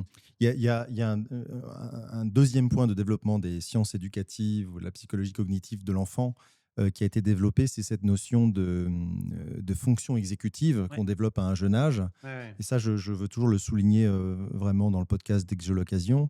C'est notamment le développement chez l'enfant de l'inhibition. En gros, c'est pas un super mot, mais c'est la Mhm. Ouais. capacité du contrôle de soi Mhm. qu'on apprend enfant. C'est la gestion notamment des émotions Mhm. et de la concentration. Il y a deuxièmement la mémoire de travail, savoir retenir une information pour la réutiliser dans un contexte qui suit. Donc se souvenir d'une réponse, se souvenir d'une couleur, se souvenir d'un chiffre ou d'un nom pour pouvoir le réutiliser de manière contextuelle. Beaucoup d'apprentissages se font comme ça. Et puis on appelle la flexibilité cognitive, c'est la capacité à passer d'une activité à l'autre. Et donc, quelque part, voilà, en 1 minute de vie, on va faire 5 choses différentes. Bah, l'enfant, son cerveau doit apprendre à faire ces choses-là et donc à faire, j'allais dire, à déplacer sa concentration d'un objet à l'autre, à passer d'un exercice à l'autre, de la manière la plus fluide possible. Et donc, ces Carrément. fonctions exécutives, il a été démontré scientifiquement qu'elles sont vraiment les fondations du développement du savoir de l'enfant. Que si vous voulez développer le savoir de l'enfant à 2 ou 3 ans, il ne faut pas raisonner en termes de bah, je vais lui apprendre l'encyclopédie, évidemment, Mhm. mais plutôt en termes de qu'est-ce que je peux faire pour aider à développer sa flexibilité cognitive, sa mémoire de travail et son inhibition, sa Mhm. capacité de contrôle de soi. C'est vraiment plutôt ça le langage ou la grammaire de l'apprentissage de l'enfant à ces âges-là. Carrément. Voilà, je me permets ça. Mais bien sûr, non, mais tu as 1000 fois raison. Et en fait, là, je te parle beaucoup de langage, mais si on prend les exemples des différents livres qu'on a, ça peut être aussi, ces temps de lecture partagés, ça peut être très, très, utile pour, développer justement les fonctions exécutives. Un exemple, tu parlais de mémoire de travail. Mhm. Avec un livre, même, très simple comme cela, et un enfant même très petit, on peut, développer sa mémoire de travail. Par exemple, on peut, lui dire, si on lui raconte l'histoire, là, l'histoire de l'éléphant et cetera, bah, à la fin, on peut lui dire: «Est-ce que tu te souviens, au début, de ce qu'il a fait?» Donc même si c'était il y a 1 minute, déjà, ça va être un moyen super de, développer sa mémoire de ce qui se passait il y a 1 minute, Mm. heu et l'apprentissage, enfin, l'apprentissage ou le renforcement y compris de ces fonctions, ça passe par des courtes séquences qui se répètent régulièrement. Oui, Ça, c'est le et ça j'aime bien ce que mmh, tu dis parce que on le voit bien avec un enfant petit. L'intérêt du livre, c'est vraiment pas, comme tu disais, de partir du début et d'arriver jusqu'à la fin absolument et à forcer l'enfant à aller jusqu'au bout de l'histoire, pas du tout. mmh, Même s'il a envie de se focaliser sur une page au milieu au départ, c'est essayer d'utiliser cette page, de peut-être poser une question sur cette page et de solliciter son attention, sa concentration sur cette page si c'est celle qui ouais. l'intéresse et s'arrêter là. Ouais, ouais, ouais. Et puis il va grandir, son cerveau va se développer et peut-être qu'il pourra lire le bouquin en entier 2 semaines plus tard ou 2 mois plus Ouais, ouais, ouais. tard. Il faut le laisser vraiment aller à son rythme de ce point de vue-là et pas prendre textuellement le contenu du livre Complètement. pour ce qu'il est, quoi. C'est clair. Super intéressant. Non, je pense aux mamans qui se disent, mais vraiment, ces gars-là, ils nous disent des trucs qu'on sait déjà. Sauf que j'ai en face de moi quelqu'un d'extrêmement qualifié. On arrivera à ton parcours aussi, Mmh. tu ne sors pas de nulle part. Et Et donc, et peut-être, tu vois, dis-moi. tu parlais aussi donc, inhibition, Ouais, et des émotions. Bah, c'est l'occasion de faire un peu de pub pour, ce livre, sur les émotions, parce que je pense que ça, c'est quand même des choses, qui assez récentes, oui, qu'il y ait tellement de livres, pour les petits enfants autour des émotions, et c'est génial, parce que, tous les parents qui ont déjà eu un enfant de 2 ans et quelques, qui sont passés par ce moment, un peu dur, il se met à faire des colères énormes, tout d'un coup, et on se demande pourquoi et comment je fais. Ouais. Et T'as la réponse à qu'est-ce qu'on fait? alors, oui, enfin, on a beaucoup de ouais, ouais, alors, j'ai pas de recette miracle non plus, mais ouais, dans notre association Mille et un mots, on a beaucoup de contenu sur, cette question, des émotions. Tout à fait. Et ben, alors une des choses, c'est justement de nommer ses émotions. Donc, pareil, si tu veux gros, notre poupon, alors c'est plus un poupon, donc il a 2 ans, il marche et tout, mais tout d'un coup, il se met à se rouler par terre parce qu'il voulait un troisième gâteau ou il voulait pas sortir. Et donc, là, les recommandations, les conseils qu'on donne, c'est plutôt, déjà de rester à côté de lui, heu et puis de nommer les émotions. Donc, déjà de raconter ce qui se passe, de dire: «Oui, d'accord, tu es très en colère parce que tu voulais un troisième gâteau». C'est tout bête, mais ça, je pense que c'est pas non plus, si intuitif parce que notre réaction à tous, en tant que parents face à un enfant qui se roule par terre, c'est d'être excédé. Oui. De lui dire: «Arrête, j'en ai marre, tu m'énerves». Évidemment, c'est inévitable à un moment ou à un autre d'être énervé, Ouais. mais si on arrive à lui dire, «Oui, je comprends que tu es en colère parce que tu voulais un troisième gâteau», enfin, ça marche bien ça. C'est-à-dire que très souvent, ça va désamorcer, parce que l'enfant, il va se sentir reconnu, dans la cause de sa colère. Et puis, une autre chose qui marche très bien aussi, c'est de, nommer son émotion en tant que parent. Donc, dire: «Oui, tu es en colère, mais moi aussi je suis en colère», et cetera. Donc ça aide aussi l'enfant à comprendre, les émotions des autres et donc les siennes. Et puis après, ça peut être de reparler aussi un peu après, de cette colère. Quand l'enfant s'est calmé et quand le parent s'est calmé, Ouais, de dire, «Oui, tu te souviens, tout à l'heure, tu as fait une de grosse revenir colère, dessus, voilà. d'accord. Tu as fait une grosse colère parce que tu voulais un troisième gâteau». Ou, Et donc voilà pourquoi je t'ai dit non, parce que, voilà, voilà, voilà, 2 gâteaux, exactement. c'est déjà largement assez. Voilà. Ouais, il me semble quand même qu'il y a un moment, enfin dans mon expérience en tout cas, où il y a un début de colère qui est justifié, Mmh. et puis l'enfant perd complètement le fil, Oui, le contexte de pourquoi, et ça prend des proportions énormes. Et c'est d'ailleurs ce qui nous énerve, c'est que c'est sans proportion aucune bien sûr, avec ouais. la réalité du méfait. Ouais, ouais, ouais, bien sûr. Et une fois qu'il est vraiment parti, comment on dit en français? En anglais, on dit tantrum. C'est un mot que j'ai beaucoup entendu. Ouais, C'est vraiment crise de colère, la quoi, crise ouais. de colère.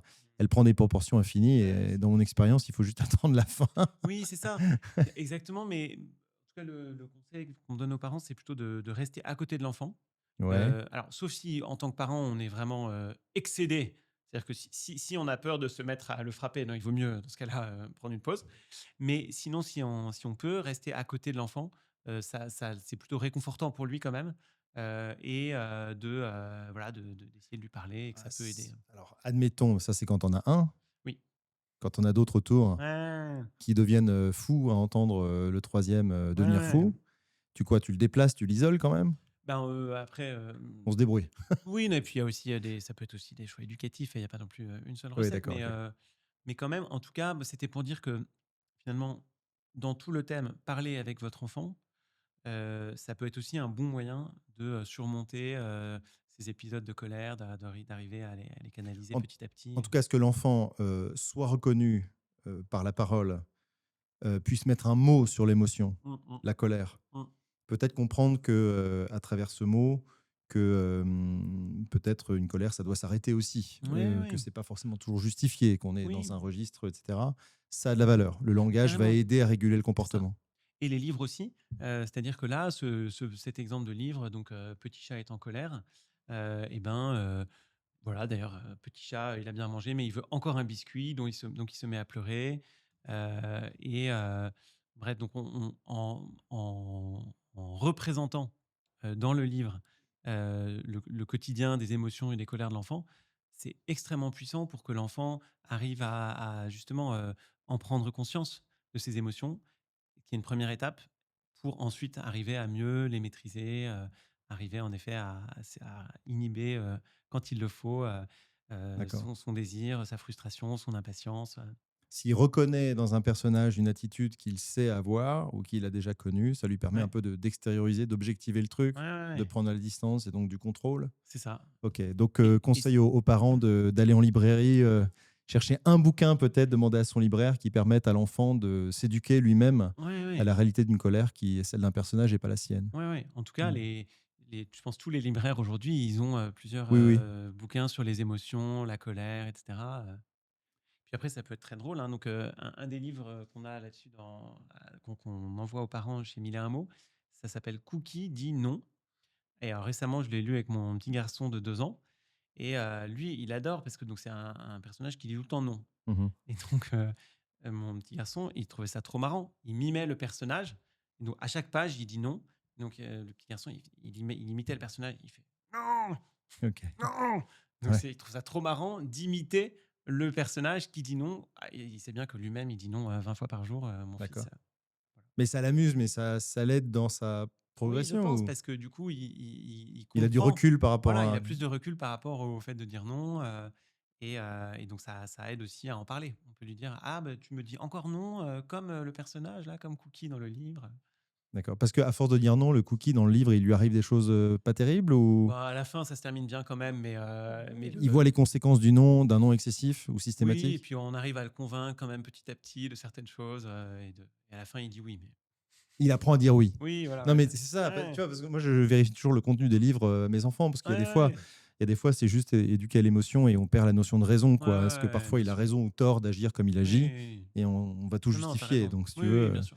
Non, non, là, c'est plutôt un livre pour aider les parents à canaliser de la bonne façon les noms de leurs enfants. Ouais, parce qu'il y a reconnaître l'émotion et il y a ensuite la deuxième phase que je trouve parfois absente de certains livres qui est apprendre aussi à la surmonter.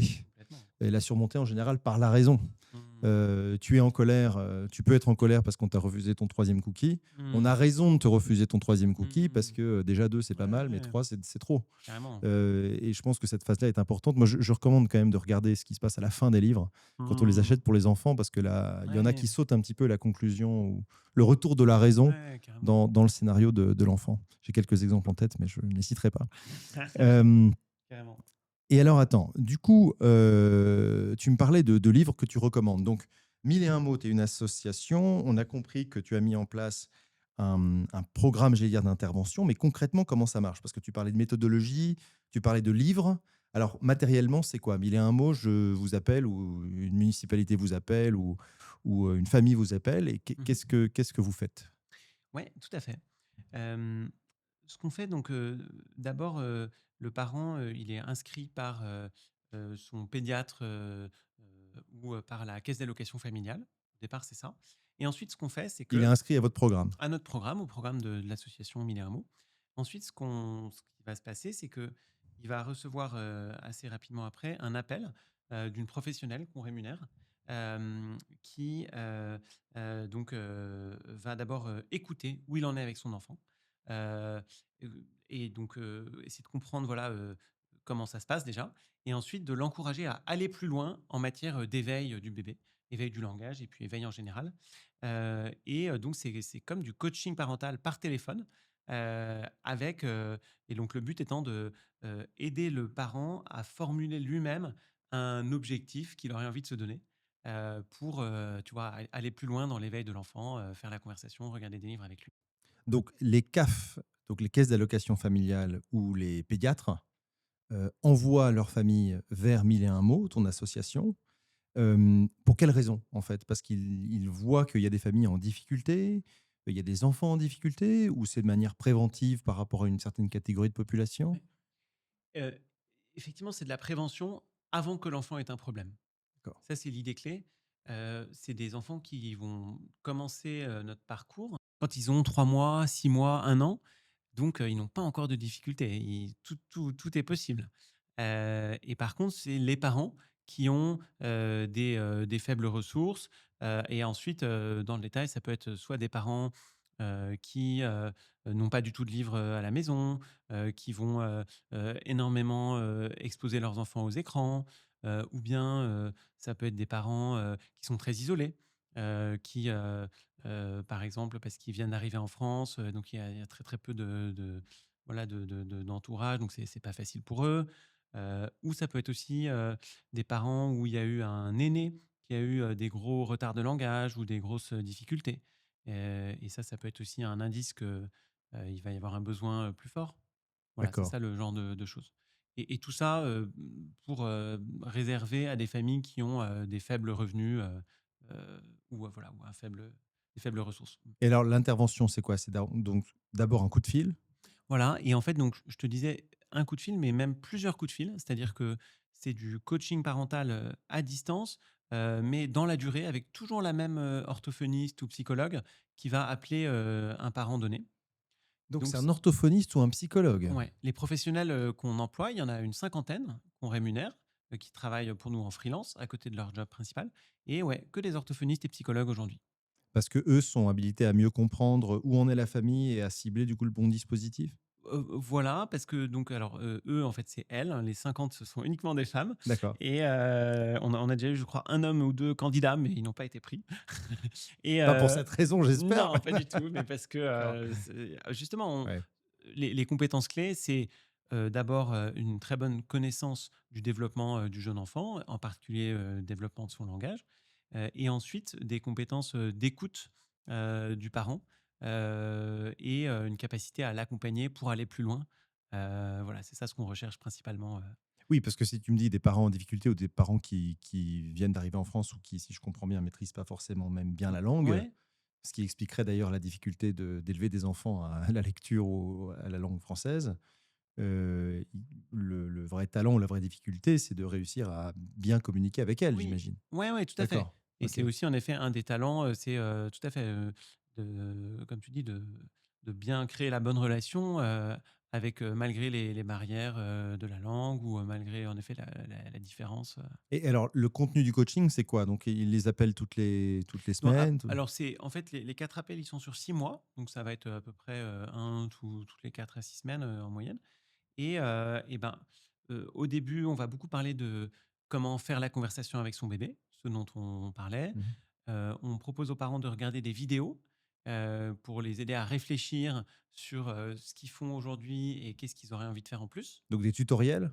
On peut dire ça, c'est des vidéos très courtes, hein, mais Ouais. c'est par exemple, sur cette histoire de conversation, bah, c'est une vidéo de 2 minutes où, on voit des parents qui, parlent avec leur bébé pendant qu'ils changent la couche, et qui, témoignent aussi de qu'est-ce qu'ils ont, appris, compris en plus. Et là, déjà, il y a des très forts déclics parce qu'énormément de parents, nous disent: «Beh, je pensais qu'ils ne comprenaient rien». Mm. Il y a une maman, à la fin de l'accompagnement, elle nous a dit: «Bah, mon enfant de ma fille de 9 mois, moi, je ne parlais pas, je pensais qu'elle ne comprenait rien. Maintenant, je sais que c'est moi qui n'avais rien compris». Alors, on ne dirait jamais que ça aux parents, mais ce sont ses mots, tu vois? C'est elle-même qui nous a dit ça à la fin du parcours. Ah, bien sûr. Ouais. Ouais, et beaucoup de choses aussi ensuite sur les livres, parce que en parallèle de ces appels, on va envoyer par la poste des livres pour le bébé. Donc tous ces livres-là que je te montre, eh bien, on va les envoyer, alors dans un ordre assez précis. Donc typiquement au début, on commence par, un livre, sonore, parce que c'est très facile, de commencer, même si pour des parents qui n'ont jamais essayé de regarder des livres avec leur bébé ou jamais réussi, et ben, ça va être, très accessible. C'est ludique, c'est drôle. On va leur conseiller aussi d'imiter eux-mêmes les bruits des animaux s'ils volent avec leur enfant, donc ça, c'est un jeu. Et puis, petit à petit, on va aller vers des livres, un peu différents. Autre, exemple, c'est, ce livre-là où c'est un livre à toucher. Heu, Mm. donc, Où est le canard pour ceux voilà, qui c'est écouteraient ça, et avec le des podcast? feutrines qu'on peut soulever. Eh oui. Donc, l'enfant va pouvoir explorer lui-même, ça c'est super pour capter son attention, pour qu'il soit activement impliqué, avec le Donc livre. ça, c'est des livres vraiment cartonnés avec des grandes images très claires, évidemment très peu de texte Ouais, et avec du sensoriel, quoi. Donc du son exactement, pour les uns, de la matière pour les autres. exactement. Ok, le toucher. Voilà, et Et puis, c'est un jeu. Où est le canard? Il faut trouver le canard à chaque fois. exactement. D'accord. Exactement, et donc c'est un super moyen de poser une question à l'enfant, et qu'il soit activement impliqué. Toujours ce deuxième pilier de l'apprentissage, et puis s'il est petit, s'il n'y arrive pas encore, et ben, justement, on va pouvoir l'encourager, dans ses essais, et voilà. Et puis à la fin, on va arriver vers des livres, qui racontent des histoires, qui sont pas juste des livres jeux, mais qui racontent des histoires, ou qui parlent des émotions. Donc ce livre-là sur, Petit chat est en colère, c'est plutôt pour des enfants de, 2 ans, 2 ans et demi. Et il y en a d'autres aussi où voilà, ça va être des histoires un peu plus complexes, pour, vraiment raconter une histoire, lire avec l'enfant et pas juste, regarder un livre ensemble.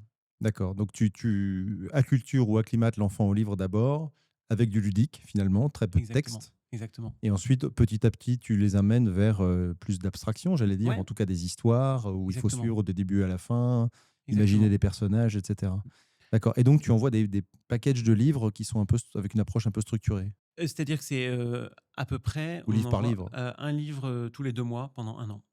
D'accord. Mais effectivement, c'est très structuré, c'est-à-dire que au total, il y a, une vingtaine ou une trentaine de références, qu'on envoie, et elles sont choisies très soigneusement par, nos expertes, des livres et de l'éveil du langage. Donc, voilà, tous ces livres, parfois ça a l'air simple, mais derrière, il y a beaucoup de science et d'expertise sur, qu'est-ce qui va être bon pour, Ouais, le développement de l'enfant. non mais on prescrit des livres comme des médicaments, sauf que Presque, c'est de ouais. la prévention et en Ouais, ouais, fait, ouais, ça vise à débloquer ou à éduquer des parties, j'allais dire, du cerveau, en exactement, tout cas du développement de l'enfant. exactement.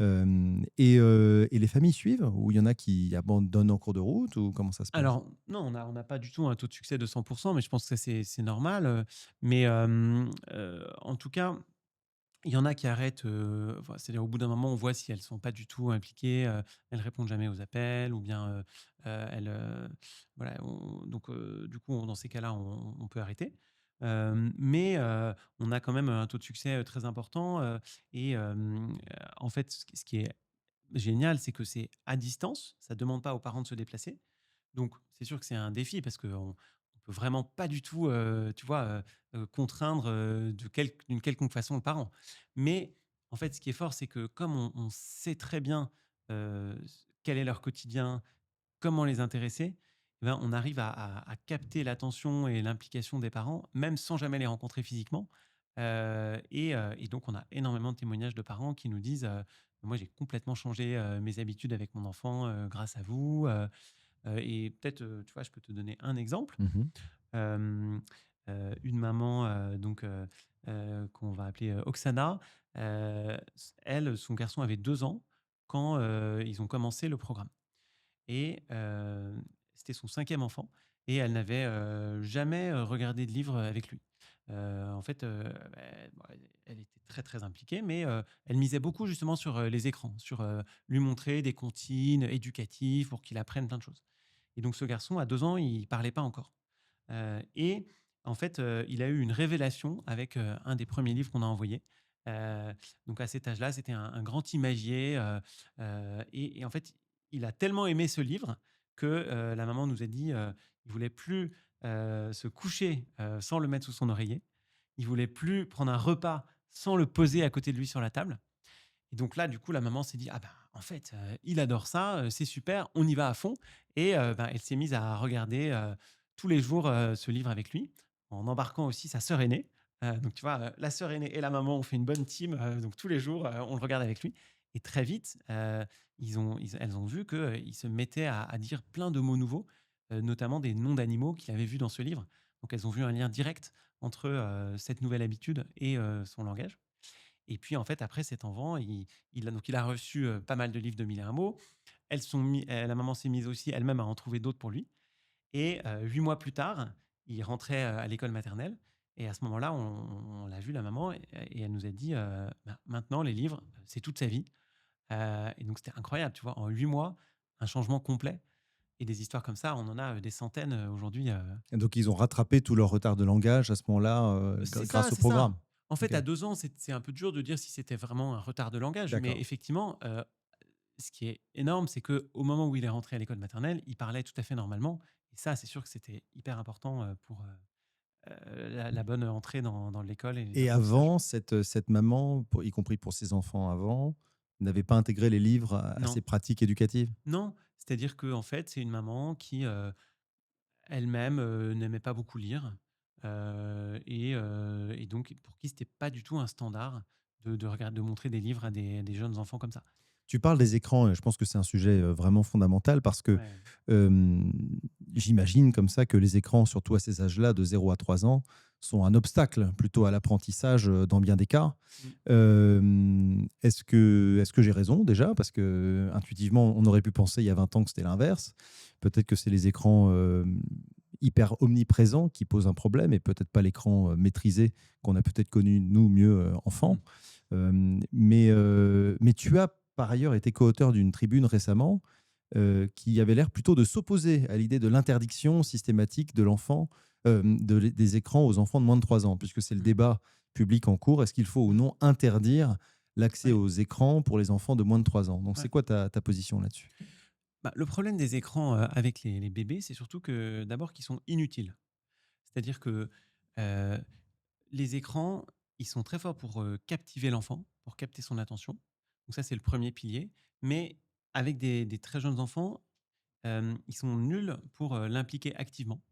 En gros, ils savent pas vraiment, poser une question, à laquelle l'enfant aura envie de répondre et ils sont encore plus nuls pour, lui faire un retour, personnalisé. C'est-à-dire le 3e pilier, donc le retour sur erreur, ça, aujourd'hui, dans l'état de la technologie, les logiciels, et les écrans savent pas bien faire ça pour des tout petits enfants, tu vois? Donc en résumé, le problème de l'écran, c'est que c'est pas interactif, que l'enfant, il reste passif devant et donc il n'apprend rien ou presque en restant tout seul devant des vidéos. C'est ça, nous, déjà, le cœur de notre message, tu vois? Mais un enfant Ouais, de 0 à 2 ans, alors moi, pour être clair, je ne pense pas avoir vraiment beaucoup mis mes enfants devant les écrans à ces âges-là. Je vois très bien ce que ça donne après. Et ils sont, pendant un certain temps, ils sont un peu sidérés ouais, par ce qu'ils voient. Ils sont exactement. passifs, ça on l'est toujours devant un écran, quel que soit l'âge, mais ils peuvent être captivés par une histoire.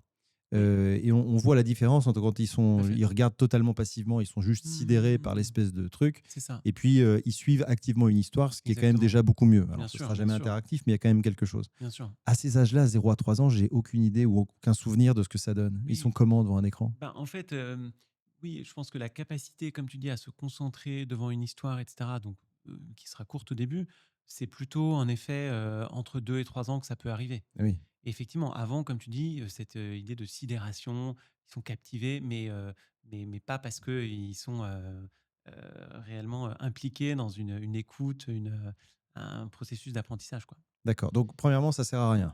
C'est ça le message clé parce que en fait, du coup, ça amène à la question: «Mais qu'est-ce qui est bien? Qu'est-ce qui est Oui. vraiment bénéfique?» Et là, on en revient à tout ce qu'on se disait. Et en fait, notre message qui est celui aussi de beaucoup d'experts, c'est en fait, alors certes, globalement, avant 2 ans, il y a aucune bonne raison de mettre un enfant seul devant un écran. Heu, à la rigueur, par contre, si on fait une visioconférence, avec les grands-parents qui sont loin, ça, c'est pas du tout un problème. C'est un usage tout à fait, légitime et utile. Mais globalement, avant 2 ans, effectivement, il y a aucune bonne raison de mettre l'enfant devant les écrans. Mais, et après, très peu, mais surtout le plus important, c'est qu'est-ce qu'il y a pour faire la conversation avec le bébé, pour regarder des livres avec lui et puis pour qu'il découvre le monde, le monde, réel en 3 dimensions. Et si l'enfant, il a plein de bons moments d'échange, de stimulation, de découverte, eh bien, même s'il est, aussi, devant les écrans, même, en fait, 1 heure par jour, c'est pas en soi grave, pour son développement, ses apprentissages, tant qu'il y a plein d'autres choses à côté. Hmm. On peut faire l'analogie avec, un régime alimentaire. En fait, c'est pas en soi grave, de donner des choses, sucrées à son enfant si par ailleurs, il mange, des épinards, de la viande et des œufs, Oui. tu vois? Donc le problème des écrans, c'est vraiment le tunnel où un enfant passerait 4 heures par jour devant sans rien faire d'autre, quoi. Exactement, Totalement exactement, passif. exactement, D'accord. et c'est ça. Et donc, et d'ailleurs un point hyper important aussi, c'est que si en fait il regarde des vidéos, heu, avec le parent à côté, finalement ça peut être très bénéfique. Ce qu'on appelle donc le co-visionnage, Mhm. et ben, c'est presque comme un livre en fait. Alors c'est pas aussi bien qu'un livre parce qu'il pourra pas toucher, manipuler et cetera. Mais ça peut être aussi une occasion de découverte, d'échange, de jeu, tu vois? C'est vrai que le parent peut poser des questions. S'il a envie de se faire des tunnels de Peppa Pig ou de je sais pas quoi, il peut.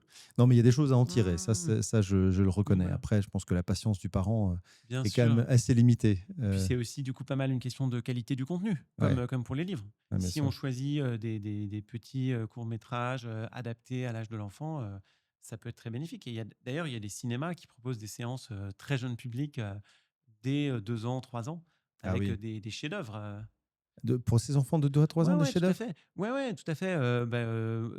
Il se trouve que ma fille aînée, elle est allée, avec il y a un super programme qui s'appelle, je crois, Mon premier cinéma, Ouais. qui est notamment dans la ville de Paris et elle est allée, à une de ces séances et plus tard, on est aussi allé avec, elle et mon fils de 2 Mais ans, pour voir un 2 ans long et demi. métrage de Non, non, 90 minutes? non, Ah, justement, c'était, d'accord. 5 courts métrages de 5 minutes chacun. OK, Justement, c'est ça, dans le contenu, de qualité. Bien sûr, pour des enfants de 2 3 ans, c'est que des très courts métrages, bien d'accord. sûr. OK, oui, parce que là, un enfant de 2 ou 3 ans, ne peut absolument pas se concentrer sur, le temps qu'il faudrait pour regarder vraiment un Non, épisode de évidemment, 25 minutes ou de 52 bien sûr, minutes ou un long métrage. bien sûr. Mais par contre, D'accord. des courts-métrages de 5 minutes, ça peut en effet être, intéressant, captivant, quoi. Donc la raison pour laquelle finalement donc ce que tu dis par rapport au projet d'interdire les écrans pour les enfants de 0 3 ans, c'est premièrement, finalement, c'est premièrement que, c'est pas tellement un sujet. Deuxièmement que finalement, il peut y avoir du bon dans les écrans, même à ces âges-là, pour autant que ce soit vraiment bien maîtrisé et qu'ils fassent d'autres choses. Donc finalement, l'enjeu est un peu ailleurs, quoi. Ben, effectivement, en tout cas, c'est-à-dire que si toi ou moi, tu me demandes, tu me demandais des conseils en tant que parent pour, les écrans, c'est ça que je te dirais. Après, la question de la politique publique, et des choix publics, c'est encore un autre niveau. Donc je pense que c'est quand même un bon message, un bon objectif de politique publique de se dire, avant 3 ans, il faut vraiment le minimum possible d'écran. Je pense que c'est un bon message, un bon objectif et c'est d'ailleurs le message qu'a donné la commission sur les écrans Mmh. réunie par, Emmanuel Macron, en 2024. Ils ont dit: «Voilà, on pense que vraiment avant 3 ans, il faut, rendre beaucoup plus effective cette recommandation, le minimum possible d'écran».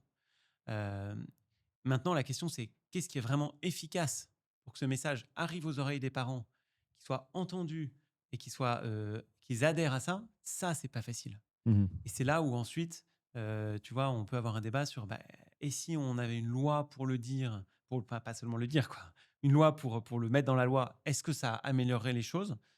Bah, c'est pas du tout évident, et c'est effectivement dans cette tribune dans Le Figaro, on disait: «Le risque, s'il y a une loi qui dit, vous serez sanctionné en tant que parent, ou c'est interdit, de montrer un écran quel qu'il soit avant 3 ans à votre enfant», c'est que ce soit tellement loin du quotidien et aussi en fait des recommandations scientifiques, Mmh.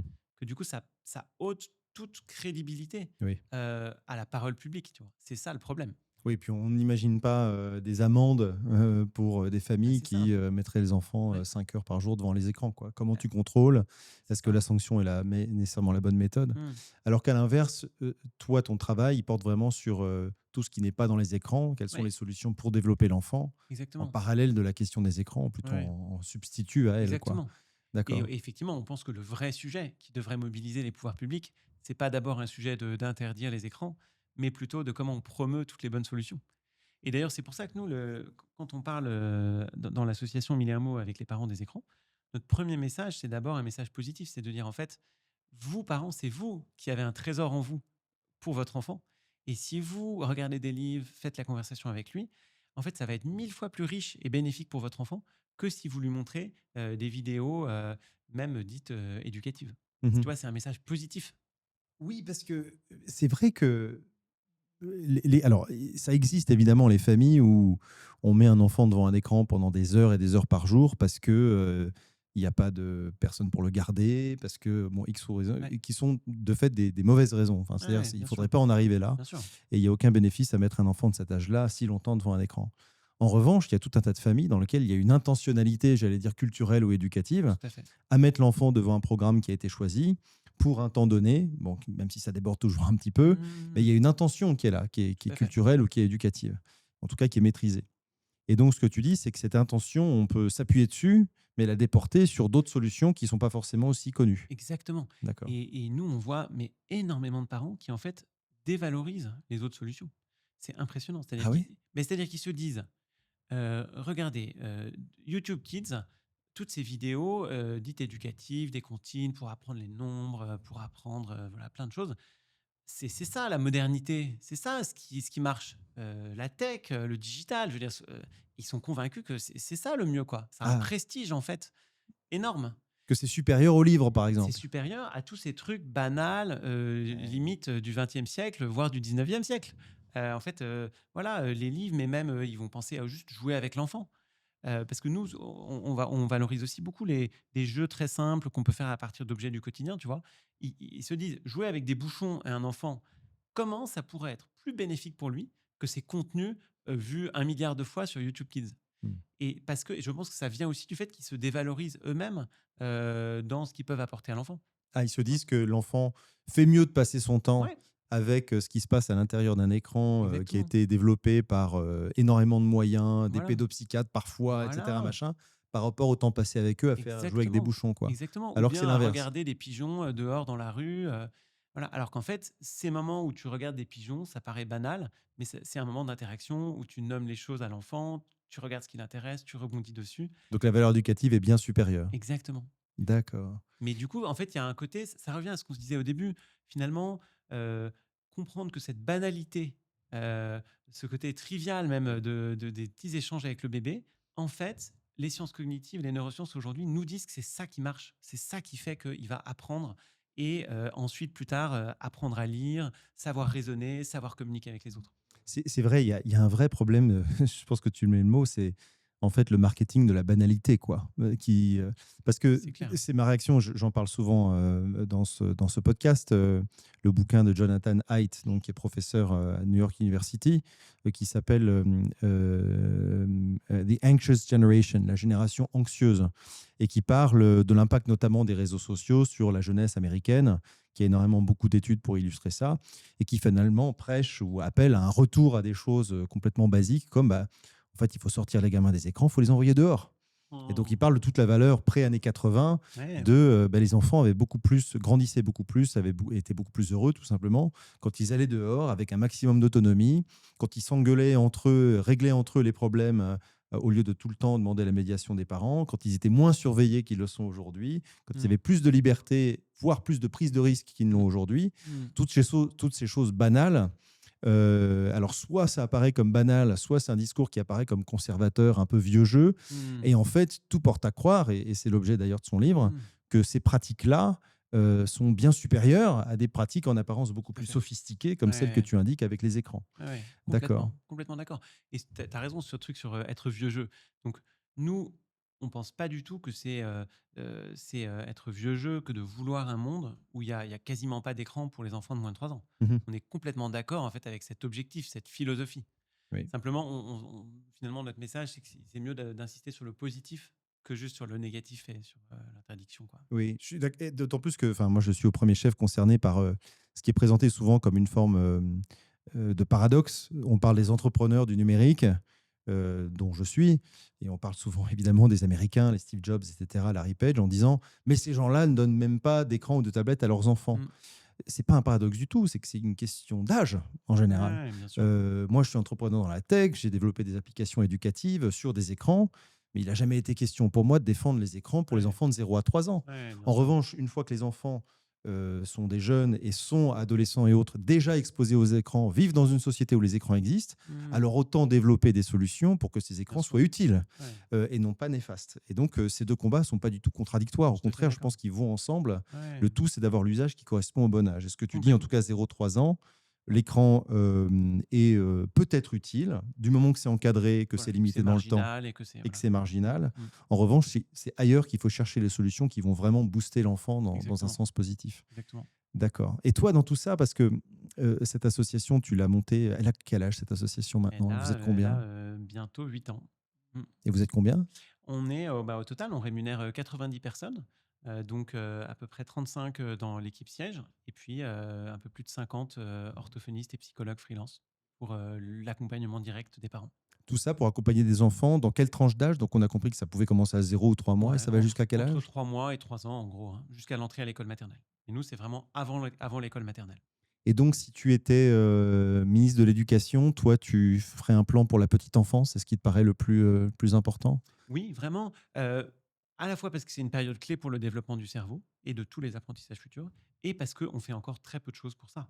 En France, on a, une école maternelle, généralisée pour tout le monde, ce qui est une énorme force, hein, par rapport, si on compare aux États-Unis. Mais par contre, on a des crèches que pour, moins de 20 des enfants, et puis voilà, il y a énormément d'enfants, qui restent à la maison et où l'environnement pourrait être beaucoup plus riche, beaucoup plus stimulant. C'est marrant, il y a un truc, enfin c'est une anecdote, mais quand tu es entrepreneur en France, dès que tu déposes les statuts de ta boîte, tu reçois, c'est peut-être pareil pour les assos, je ne sais pas, tu reçois le pack info greffe. C'est-à-dire que le greffe t'envoie un espèce de petit colis qui est super bien fait. C'est un boîtier comme ça dans lequel il y a plein de prospectus publicitaires et d'offres spéciales de la part de tous les gens qui peuvent fournir du service aux entrepreneurs. Donc, ça peut être des économies sur ton cloud, ça peut être des choses comme, je sais pas, des bons d'achat pour de la bureautique, enfin vraiment des trucs de base. Mais mon souvenir, c'est qu'en tant qu'entrepreneur, moi, j'avais trouvé ça génial. Je me suis dit, tiens, c'est comme un cadeau de bienvenue dans le Ouais. monde de l'entrepreneuriat. Et quand je suis devenu papa, je me suis dit, Mmh. mais dans quel monde on est pour...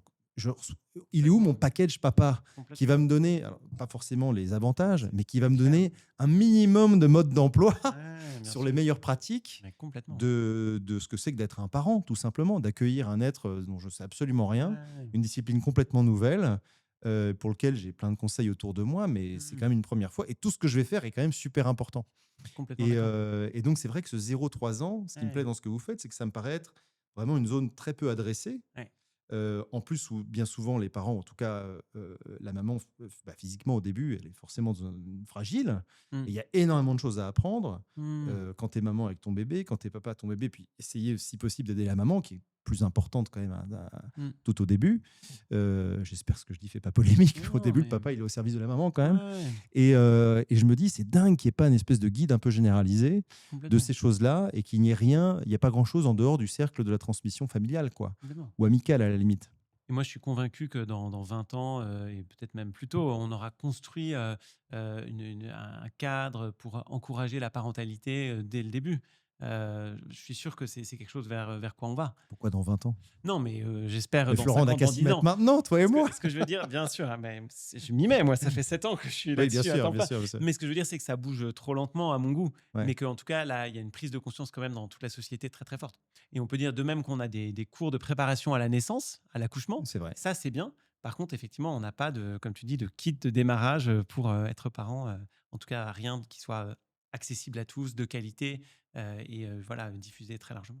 Une fois que l'enfant est là, avoir une espèce de guide ou Mmh, de conseil pratique qu'on suit ou qu'on ne suit pas. tout à fait. Après, chacun fait sa Ouais, sauce, ouais, mais tout à fait. c'est vrai que l'information manque. Et le fait que tu aies construit toute une association, tout ce travail qui touche des milliers de familles et qui paraît avoir une efficacité prouvée, parce qu'en plus, tu as Ouais, une méthode qui permet de le prouver, tout à fait. sur des choses qui peuvent paraître à certains évidents, mais qui pour d'autres sont complètement nouvelles, complètement Mmh, exotiques, mmh. je trouve ça absolument remarquable. Ouais.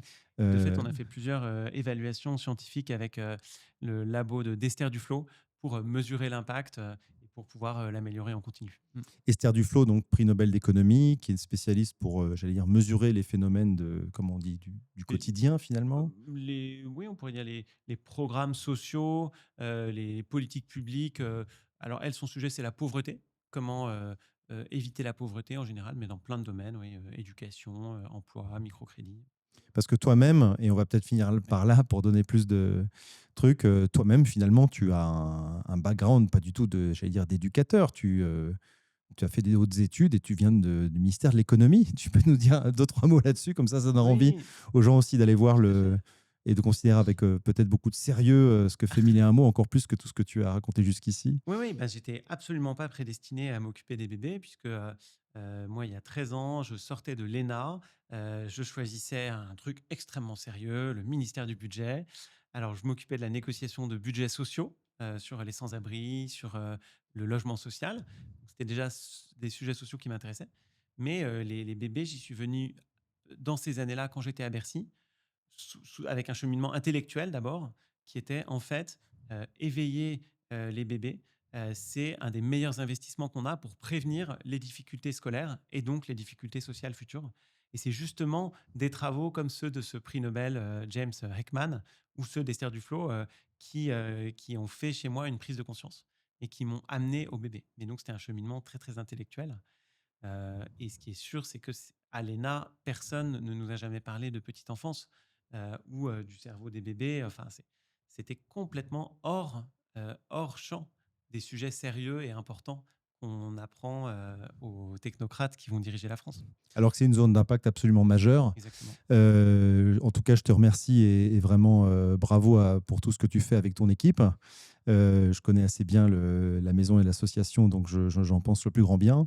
Et alors, pour ceux qui seraient concernés, qui voient des besoins pour leurs enfants, bah, allez sur le site internet de 1001 mots Et on a aussi un compte Instagram, et sur Instagram, Association 1001 mots, lancé il y a 10 mois, qui a déjà 14 000 followers. Donc, et dans lequel il y a des trouver son informations public. utiles, je pense, pour les parents. Ouais, beaucoup de vidéos très concrètes qui reprennent tout ce dont on a parlé là dans ce podcast. Et pour toutes les autres personnes qui écoutent, comme c'est une association, bah, donnez à cette association qui s'appuie beaucoup sur des dons privés. Si vous voulez avoir de l'impact sur le futur des jeunes Français, eh bien, n'hésitez pas à aller sur le site internet de 1001 mots et donner à Florent et son équipe pour qu'ils continuent à croître et à développer leur activité dans tout le pays. Merci beaucoup, Nicolas. Tu es un excellent ambassadeur du projet. Et un dernier mot aussi, si vous voulez en savoir plus, il y a ce livre que j'ai publié il y a 4 ans maintenant, À portée de mots, aux éditions Autrement, qui voilà, va plus dans le détail sur tout ce dont on a parlé dans ce podcast. On mettra tout ça en lien de la vidéo. Merci à toi, Florent. Merci, Nicolas. Merci.